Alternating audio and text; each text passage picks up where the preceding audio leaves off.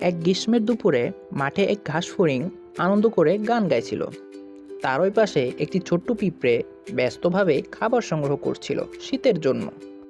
ঘাসফড়িং হাসি মুখে পিঁপড়ের দলকে বলল, এই যে বন্ধু, এত কষ্ট করছো কেন?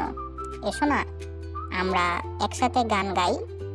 তখন পিঁপড়ে ঘাসফড়িংয়ের দিকে একটু তাকালো এবং বলল, আমি শীতের জন্য খাবার জমাচ্ছি, এখন কাজ করো, পরে গাও। শীতের খাবার না পেলে কষ্ট হবে। তখন ঘাসফড়িং বলল, শীত তো এখন অনেক দূরে, আমি মজা করব, তুমি তোমার কাজ করো। দিন কেটে গেল। গ্রীষ্ম শেষ, এলো ঠান্ডা শীত। মাঠ ফাঁকা, চারপাশে শুধু বরফ আর বরফ। ঘাসফড়িং শীতের দিনে খাবার খুঁজে পেল না, ঠান্ডায় জমে যাচ্ছিল সে। পিঁপড়েরা তাদের ঘরে উষ্ণ পরিবেশে খাবার খাচ্ছিল, কারণ তারা গ্রীষ্মে পরিশ্রম করেছিল। সময় মতো পরিশ্রম করলে ভবিষ্যৎ নিরাপদ হয়, অলসতা করলে কষ্ট পেতে হয়।